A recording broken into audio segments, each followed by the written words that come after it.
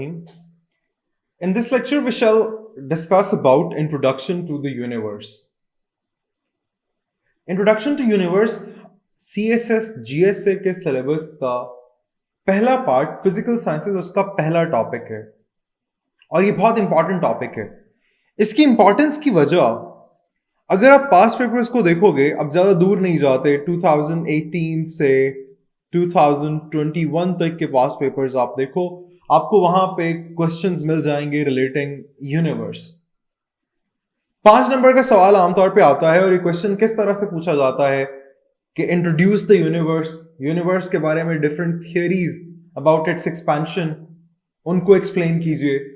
इनमें सबसे famous theory कौन सी है उसको एक्सप्लेन कीजिए. 2018 का एक सवाल है, how do we calculate age of the universe. आपने उसका प्रोसीजर बताना है, how the age of the universe is calculated. तो universe is very important topic कि 5 नंबर तक का सवाल आपको यूनिवर्स में से मिल जाता है. टॉपिक स्टार्ट करेंगे with some very basic concept about the universe. Universe क्या है? यूनिवर्स के बारे में अगर हम किसी डेफिनेशन के बगैर जनरल बात करें, आपसे पूछा जाए व्हाट इज यूनिवर्स, आप क्या बताओगे? Everything that exist. हम हमारे इर्द गिर्द सराउंडिंग में जितनी चीजें हैं, हमारी अर्थ, अदर प्लैनेट्स, स्टार्स, गैलेक्सीज, ये तमाम चीजें जब इनको ओवरऑल एक नाम दिया जाता है, इनके सम टोटल को द एंटायर यूनिवर्स, इसको यूनिवर्स कहा जाता है. यूनिवर्स का वर्ड जो है that comes from a Latin word universus which accounts for all the space and time and their contents including planets, stars, galaxies, matter and energy. जितनी भी form के मैटर और एनर्जी हमारे पास एग्जिस्ट करते हैं, उन सब को मिलाया जाए तो इन सब का एक कॉमन नेम है यूनिवर्स. अब मैटर और एनर्जी बेसिकली दुनिया में कोई भी ऑब्जेक्ट दो फॉर्म में ही एग्जिस्ट करता है, आइदर इट्स एनर्जी और इट्स मैटर. इसके अलावा कोई तीसरी फॉर्म यूनिवर्स में एग्जिस्ट नहीं करती. A part of the universe is matter, rest of it is energy. तो matter और energy basically interconvertible हैं. From the famous Einstein equation E equals to mc square, यहाँ पे E stands for energy, M stands for mass means matter. तो matter और energy आपस में interconvertible हैं. अब energy जो है वो matter में convert होती रहती है, matter energy में convert होता रहता है, and this is how the universe is going on. तो इसका मतलब ये डेफिनेशन इसकी आपको समझ आ गई कि दुनिया में जितनी भी चीजें हैं, स्पेस टाइम में जितनी भी चीजें हैं, तमाम स्टार्स, गैलेक्सीज, प्लैनेट्स और जितनी भी एनर्जी और मैटर मौजूद है, इन सब के कंबाइंड नेम हम यूनिवर्स का दे रहे हैं. अगर यूनिवर्स की बिगर पिक्चर को देखा जाए एक बड़े कैनवस के अंदर रख के, तो आपको यूनिवर्स कुछ इस तरह से नजर आती है.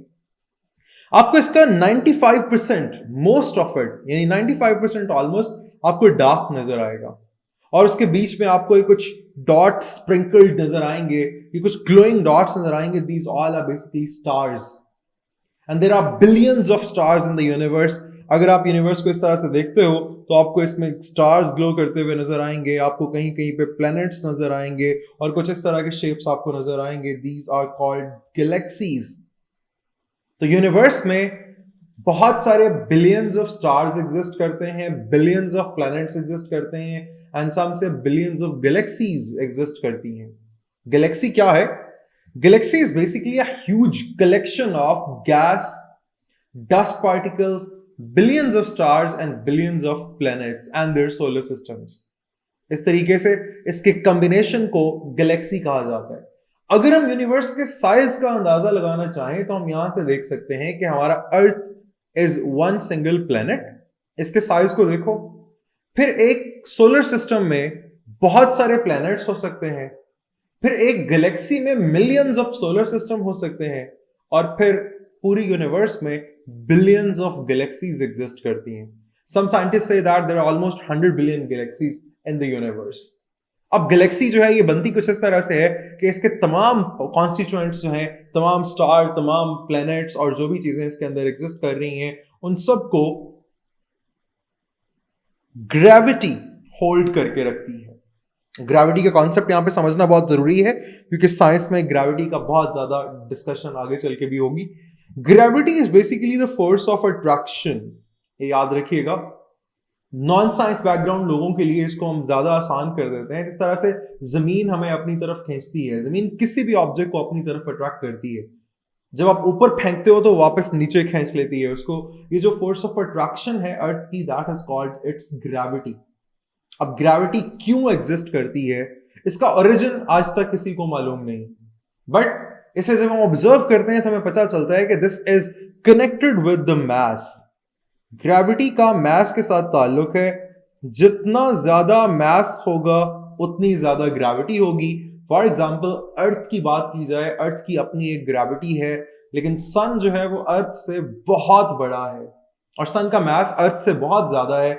इसका मतलब ये हुआ कि जो सन की ग्रेविटी है that must be more than that of the gravity of earth. इस वजह से सन जो है वो अर्थ जितनी और इससे बड़ी बड़ी ऑब्जेक्ट्स को, बड़े बड़े प्लैनेट्स को अपनी तरफ अट्रैक्ट किए हुए है।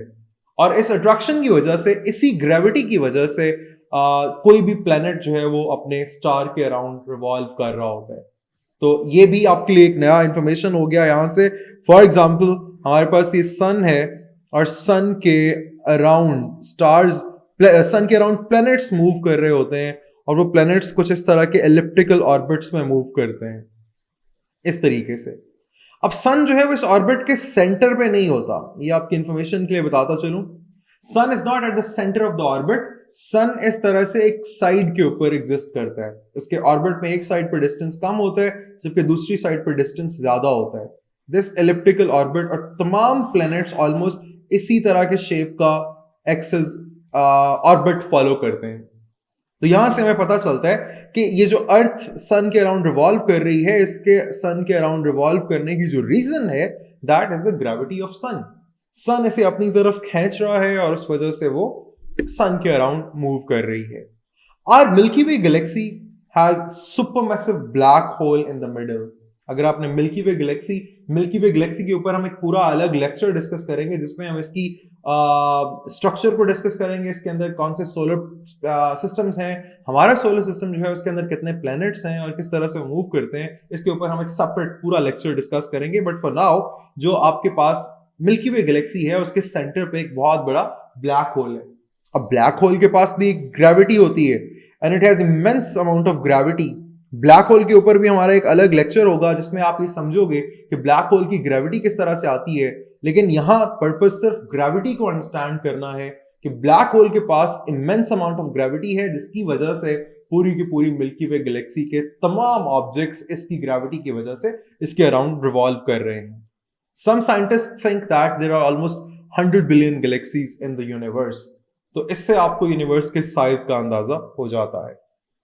ये तो बात थी यूनिवर्स की बेसिक, उसके कॉन्स्टिट्यूएंट्स के बारे में, उसके अंदर गैलेक्सीज, स्टार्स और प्लैनेट्स के बारे में। लेकिन अगर हम यूनिवर्स के स्ट्रक्चर की बात करें, यूनिवर्स के स्ट्रक्चर को लेके अगर हम एंशिएंट थ्योरीज की तरफ जाते हैं, बहुत अर्ली एजेस में हमारे पास ग्रीक्स और इंडियन फिलोसोफर्स, इन्होंने यूनिवर्स के स्ट्रक्चर को लेके एक थ्योरी दी जिस थ्योरी के मुताबिक यूनिवर्स वाज जियोसेंट्रिक। ये वर्ड याद रखिएगा, जियोसेंट्रिक। जियो मींस अर्थ और centric means centre, eight the centre. तो इसका मतलब अर्ली ग्रीक और इंडियन फिलोसोफर्स ये कहते थे कि यूनिवर्स जो है वो कुछ इस तरह से है कि हमारी earth is at the centre of the universe. बाद में ये थ्योरी जो है वो रॉन्ग प्रूफ हुई क्योंकि बाद में कॉस्मोलॉजिकल ऑब्जर्वेशन से और कुछ एविडेंसेस से ये प्रूव हुआ कि Earth is not the centre of the universe. बाद में ये आइडिया जो था about the structure of the universe वो इवॉल्व होता रहा, ओवर द सेंचुरीज इवॉल्व होते होते होते it was led to Nicolas Copernicus. Nicolas Copernicus के आइडिया के मुताबिक यूनिवर्स वाज हेलियोसेंट्रिक। ये दूसरा एंशिएंट थ्योरी है about the structure of the universe. पहला हो गया जियोसेंट्रिक, दूसरा हेलियोसेंट्रिक। हेलियोसेंट्रिक थ्योरी के मुताबिक जो हमारा सन है, our sun is the centre of the universe. ये बताते हैं कि अकॉर्डिंग टू निकोलस कोपर्निकस आपका सन जो है वो सेंटर ऑफ द यूनिवर्स पे है और बाकी तमाम यूनिवर्स, इसकी तमाम planet, star, galaxies are revolving around sun, which is obviously not true क्योंकि यूनिवर्स की जो डिस्ट्रीब्यूशन है, उसका जो स्ट्रक्चर है वो यूनिफॉर्म है। यूनिफॉर्म का मतलब होता है बिल्कुल एक जैसा, smooth, with balance every side. अगर आप खड़े होकर किसी भी डायमेंशन में देखोगे आपको एक ही जैसा स्ट्रक्चर नजर आएगा। यूनिफॉर्मिटी का मतलब होता है there should not be any centre and there should not be any edge. ये uniformly throughout till infinity distributed है। तो यहां से अब ये वाला जो आइडिया था निकोलस कोपर्निकस का हेलियोसेंट्रिक वाला कि sun is at the centre of the universe, ये इतना पॉपुलर हुआ और इतना एक्सेप्टेबल था। आप इसका अंदाजा यहां से लगा सकते हो कि न्यूटन्स के लॉज ऑफ ग्रेविटेशन और कैप्लर्स के लॉज ऑफ प्लैनेटरी मोशन, ये दोनों डिवाइस करने में इस लॉ ने बहुत बड़ा इफेक्ट किया। न्यूटन के जो लॉज ऑफ ग्रेविटेशन है that the messes attract each other, इसको डिवाइस करने में इसका बहुत बड़ा इफेक्ट था। इसी तरह से Kepler's laws of planetary motion, जिस तरह आपको मैंने अभी बताया कि एक स्टार के अराउंड एक प्लैनेट मूव कर रहा होता है इलिप्टिकल ऑर्बिट के अंदर, तो इसकी जो मोशन है कि वो किस स्पीड से मूव करेगा, वो कितना टाइम में मूव करेगा, जिस तरह से अर्थ सन के अराउंड रिवॉल्व करने में 365 डेज लेती है, तो ये motion of the planet around the sun इसको डिस्कस करता है, इसको एक्सप्लेन करता है Kepler's laws of planetary motion. लेकिन हम लोग यहाँ पे इसकी डिटेल्स नहीं डिस्कस करेंगे because that is not in the scope of our GSS syllabus. आप सिर्फ इतना देख लीजिए कि ये जो हेलियोसेंट्रिक वाला आइडिया है ये इतना फेमस हो गया कि न्यूटन और कैप्लर दोनों ने इस आइडिया को अडॉप्ट करते हुए अपने अपने लॉज पेश किए। स्ट्रक्चर के बाद अगर यूनिवर्स की बिगिनिंग के बारे में बात कर ली जाए, यूनिवर्स की बिगिनिंग के बारे में एक थ्योरी है which is called the big bang theory. अब बिग बैंग थ्योरी इसकी एग्जिस्टेंस, इसके स्टार्ट की सिर्फ एक सिंगल थ्योरी है, एवरीबडी अग्रीज ऑन दैट, इसके बारे में कोई दूसरी राय नहीं है। Science says that billions of years पहले जो पूरी की पूरी यूनिवर्स है that was condensed in one single particle, और वो इतना छोटा पार्टिकल था कि पूरी यूनिवर्स का मास सारे का सारा उसके अंदर कंडेंस था। इसका साइज जो था that was even less than a millimetre, और पूरी यूनिवर्स की जितनी एनर्जी है वो भी इसी के अंदर कंडेंस थी। ये इसका साइज था पूरी यूनिवर्स का। अब एक टाइम ऐसा आया कि वो पार्टिकल जो था it could not hold the entire mass and energy of the universe, तो वहां पे एक बहुत बड़ा एक्सप्लोजन हुआ। That explosion is called big bang. तो यूनिवर्स जो है it began with N explosion in the space that is called big bang. Big bang होने के बाद क्या हुआ? बिग बैंग होने के बाद जितना भी मैटर उसके अंदर कंडेंस हुआ था वो सारे का सारा फैलना शुरू हुआ, इन्फ्लेशन स्टार्ट हुई। जैसे ही बिग बैंग होता है, बिग बैंग होने के नैनो सेकंड्स के अंदर सबसे पहली चीज जो ऑब्जर्व की जाती है that is quantum fluctuations.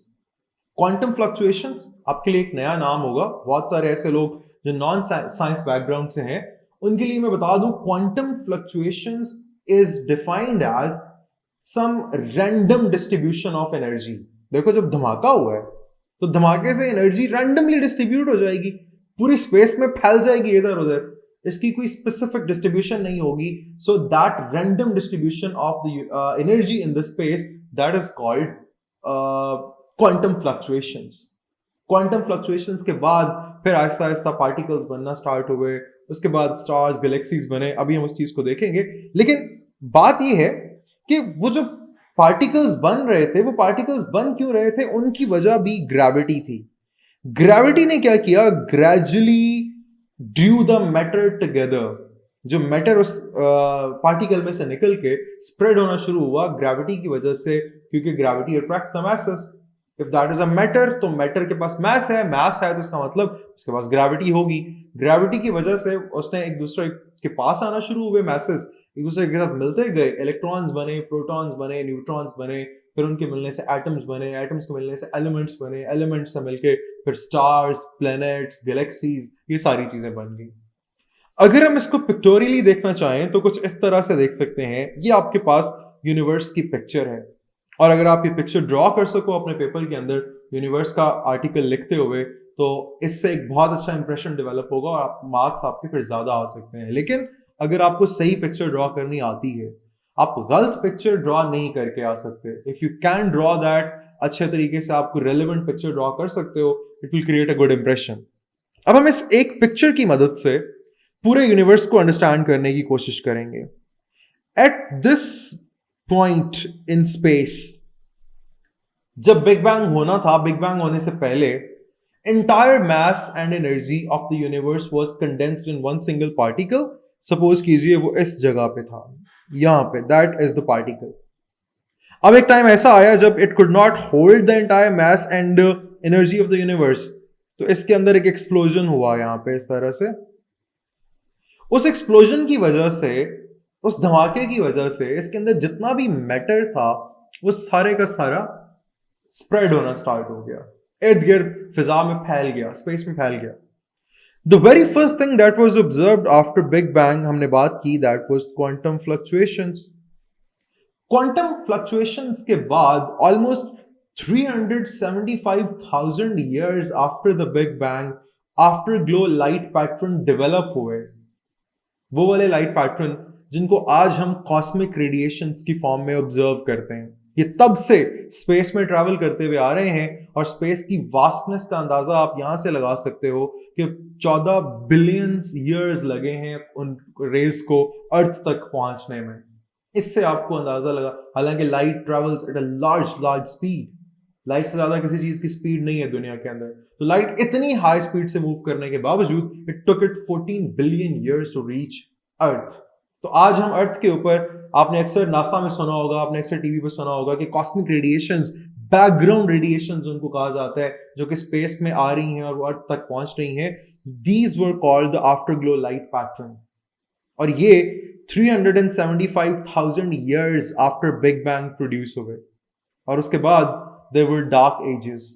Light pattern बनने के बाद डार्क एजेस थे, पार्टिकल्स छोटे छोटे जो बिग बैंग से निकले वो सारे इन्फ्लेट होते जा रहे हैं, इन्फ्लेशन हो रही है, चीजें जो है वो एक्सपैंड होती जा रही हैं, लेकिन स्टिल अभी तक there is no star, there is no planet, nothing out there. आहिस्ता आहिस्ता क्या होता है, आफ्टर मिलियंस ऑफ ईयर्स ये पार्टिकल जो हैं वो एक दूसरे के करीब आना स्टार्ट होते हैं। और करीब किस वजह से आते हैं? Due to gravity. करीब आते हैं, मिलते हैं, फंडामेंटल पार्टिकल्स बनते हैं, इलेक्ट्रॉन, प्रोटॉन, न्यूट्रॉन और इस तरह के बहुत सारे पार्टिकल्स अब तक डिस्कवर हो चुके हैं। उनके मिलने से एटम बनते हैं, एटम्स के मिलने से एलिमेंट्स बनते हैं, एलिमेंट्स के मिलने से फिर रॉक्स बनते हैं, स्टार्स बनते हैं, फिर प्लैनेट्स बनते हैं, और इन सब के मिलने से फिर गैलेक्सीज बनती जाती हैं। और this is going on till the day. आप देख सकते हो यहां से शुरू होके यूनिवर्स एक तो आहिस्ता आहिस्ता एक्सपैंड कर रही है। इसके एक्सपेंशन को गौर से देखिए, यहां पे वो बिल्कुल एक कंडेंस्ड फॉर्म में मौजूद थी और उसके बाद ये एक्सपैंड करती जा रही है, और बहुत सारी थियरीज के मुताबिक आगे भी ये एक्सपैंड करती जाएगी। This is the structure of space and time. तो यहां पे this is the present time, जहां पे अभी हम मौजूद हैं, इस जगह के ऊपर हम अभी यहां पे मौजूद हैं। तो अगर आप देखो बिग बैंग से लेके यहां प्रेजेंट टाइम तक टोटल टाइम जितना अब तक गुजर चुका है, दैट इज 13.77 या इसे 13.8 या आमतौर पे राउंड ऑफ करके 14 बिलियन ईयर्स भी कुछ बुक्स में लिखा हुआ है। This is the age of the universe. तो आपको इस एक पिक्चर से अंदाजा हो गया कि एक्चुअली यूनिवर्स स्टार्ट किस तरह से हुई थी। यूनिवर्स के स्टार्ट होने में सबसे पहले there was big bang, big bang के बाद चीजें बनना शुरू हुई, फंडामेंटल पार्टिकल्स बनना शुरू हुए, और यूनिवर्स जो है वो तब से लेके अब तक एक्सपैंड होती जा रही है। अब एक्सपेंशन के बाद में अब होने क्या वाला है, यूनिवर्स की अल्टीमेट फेट क्या है। यूनिवर्स की अल्टीमेट फेट के बारे में 6 डिफरेंट थ्योरीज हैं, जिन्हें अभी हम अगले लेक्चर में डिस्कस करेंगे। कि ये तो पता चल गया कि बिग बैंग से यूनिवर्स स्टार्ट हो गई है, लेकिन अब यूनिवर्स के साथ होना क्या है? क्या ये हमेशा ऐसे ही एक्सपैंड होती रहेगी, या कभी ये एक्सपैंड होना बंद हो जाएगी, या कभी ये वापस कॉन्ट्रैक्ट होना स्टार्ट करेगी, या इसका स्ट्रक्चर एक्चुअली है क्या, ये क्या बनने जा रहा है? That is all defined by the theories about expansion of the universe, जिसे हम अगले लेक्चर के अंदर डिस्कस करेंगे।